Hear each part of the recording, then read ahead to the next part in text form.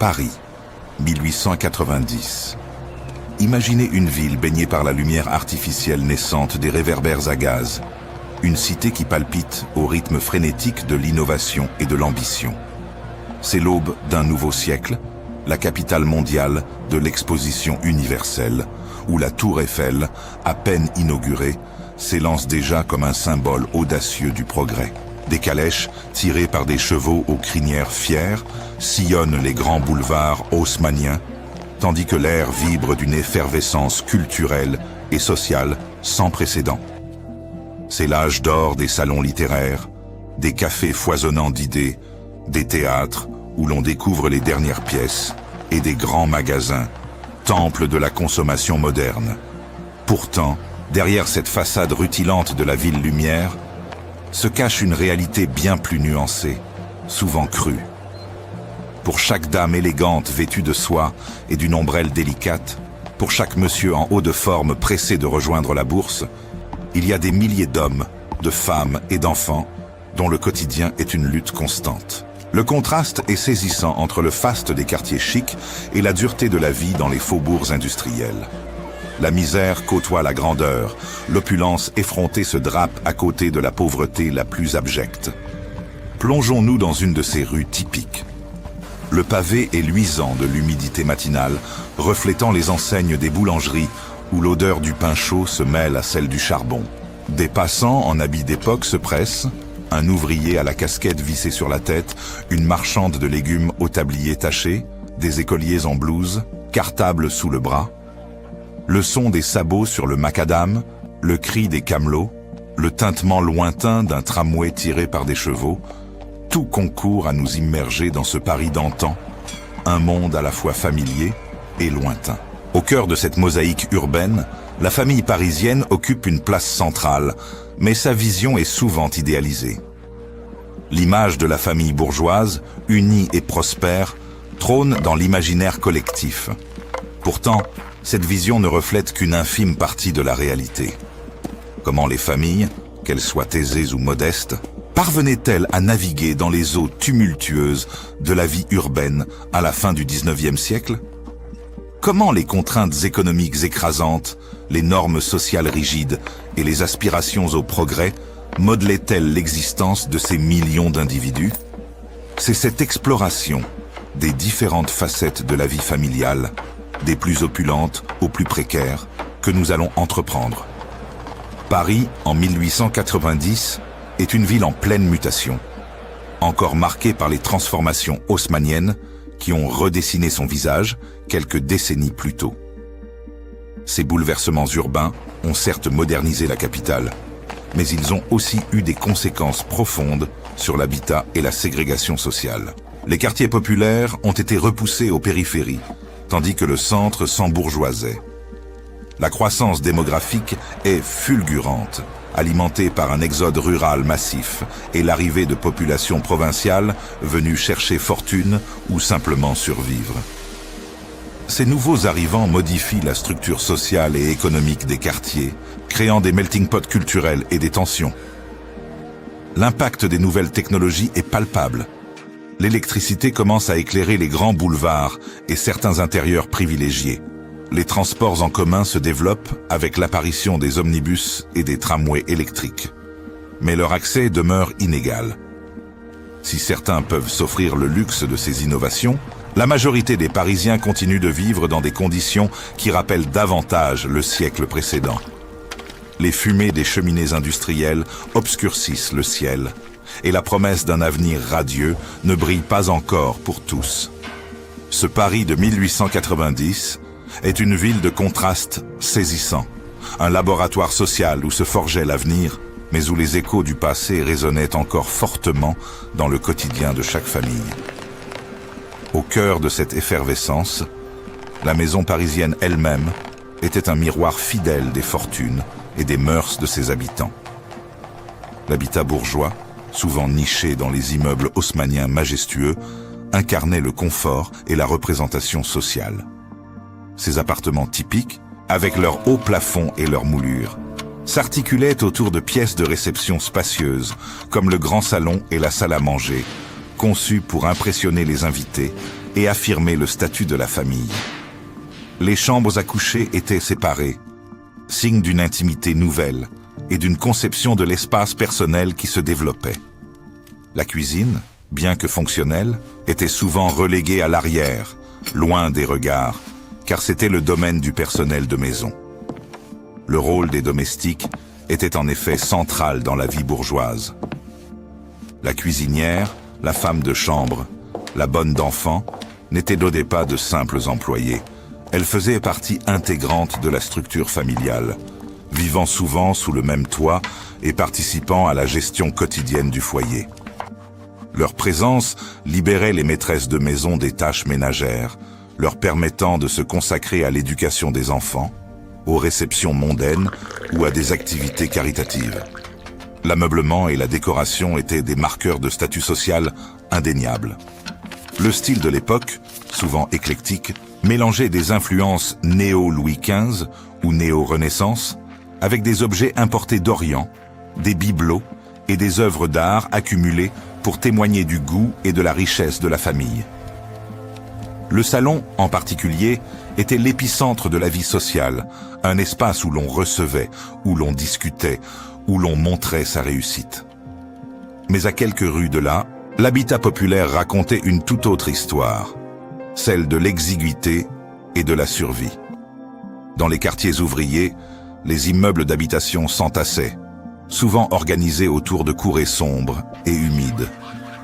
Les logements, minuscules, devaient accueillir des familles entières, parfois composées de nombreux enfants, et même de locataires pour compléter les maigres revenus.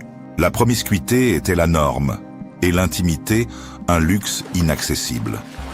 Les conditions d'hygiène étaient précaires, l'accès à l'eau courante et aux commodités étant souvent limité à un point d'eau commun ou à des latrines extérieures partagées par plusieurs familles. Les maladies se propageaient rapidement dans ces environnements insalubres. Face à ces contraintes, les familles populaires faisaient preuve d'une ingéniosité remarquable pour optimiser chaque recoin de leur espace de vie. Les meubles étaient souvent modulables, servant à plusieurs usages, et les paliers ou les couloirs étaient parfois utilisés comme extension de la maison. La vie quotidienne à la maison était rythmée par une répartition des tâches domestiques qui variait considérablement selon les classes sociales. Dans les familles bourgeoises, la maîtresse de maison supervisait le personnel, tandis que dans les foyers populaires, chaque membre, y compris les enfants, avait sa part de responsabilité.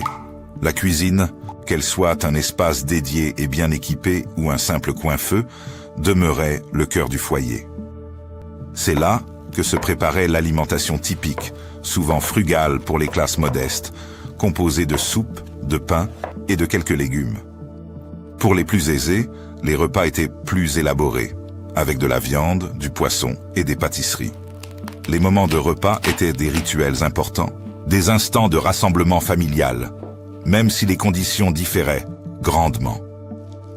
Le sommeil et l'intimité étaient des défis constants dans des espaces partagés, où plusieurs personnes dormaient souvent dans le même lit ou sur des paillasses à même le sol. Ce contraste saisissant entre les intérieurs bourgeois et populaires ne faisait que souligner les profondes inégalités qui caractérisaient le Paris de 1890, une ville où chaque porte franchie révélait un monde à part entière. L'éducation des enfants, en 1890, reflétait également ces profondes disparités sociales, mais connaissait une transformation majeure grâce aux lois Ferry. L'école primaire, devenue obligatoire, gratuite et laïque, ouvrait ses portes à tous les enfants, offrant une opportunité inédite d'alphabétisation et d'accès au savoir pour les masses. Les petites filles, comme les petits garçons, fréquentaient désormais les bancs de l'école communale, un changement révolutionnaire qui jetait les bases d'une société plus instruite. Cependant, au-delà du primaire, les chemins divergeaient radicalement. L'accès à l'éducation secondaire et supérieure restait l'apanage des familles bourgeoises, qui envoyaient leurs fils dans des lycées prestigieux et leurs filles dans des institutions privées, où l'on cultivait les bonnes manières et les arts d'agrément. Les précepteurs et les cours privés étaient de monnaie courante pour s'assurer une instruction sur mesure et préparer l'élite aux grandes écoles ou aux carrières libérales. Pour les familles populaires, l'école s'arrêtait souvent au certificat d'études, l'apprentissage d'un métier ou le travail des enfants devenant une nécessité économique dès le plus jeune âge. Les petites mains contribuaient aux revenus du foyer, que ce soit à l'usine, à l'atelier ou comme petits vendeurs de journaux, sacrifiant leur enfance sur l'autel de la survie familiale. Le monde du travail, à cette époque, était un creuset d'activité et d'espoir, mais aussi de dures réalités. Les hommes occupaient des postes variés, allant des ouvriers d'usine et artisans qualifiés aux employés de bureaux, fonctionnaires et professions libérales comme médecins ou avocats.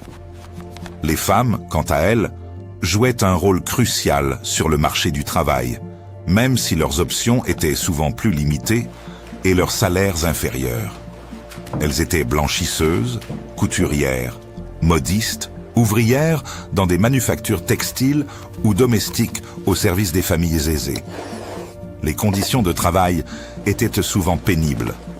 Les journées longues et les salaires minimes impactant directement le bien-être et la survie des familles. Malgré cela, nombreux étaient ceux qui nourrissaient l'espoir d'une ascension sociale par le travail acharné et l'épargne, rêvant d'offrir un avenir meilleur à leurs enfants.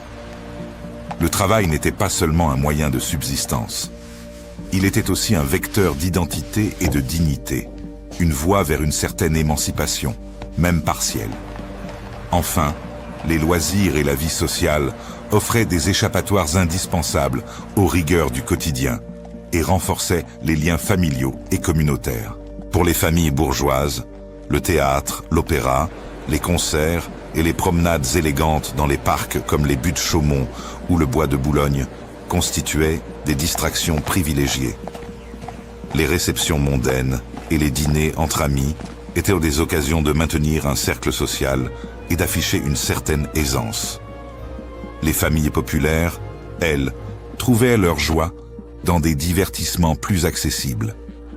Les bals musettes, les guinguettes en bord de Marne, les cafés-concerts avec leurs chanteurs populaires et les fêtes foraines qui égayaient les quartiers. Les dimanches et jours fériés prenaient une importance capitale, permettant des sorties en famille, des pique-niques ou simplement des moments de repos partagés.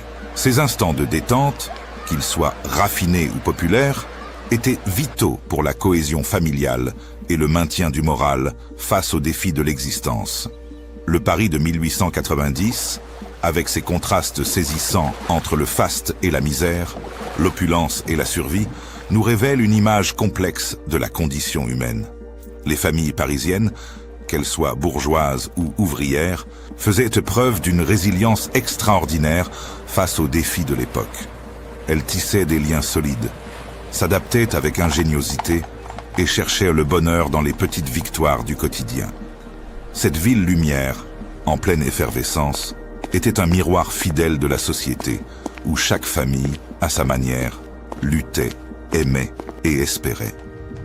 Aujourd'hui, en marchant dans les rues de Paris, nous pouvons encore ressentir l'écho de ces vies passées et nous rappeler que derrière chaque façade haussmannienne ou chaque ruelle pavée se cachent des histoires de familles qui ont façonné l'âme éternelle de cette capitale.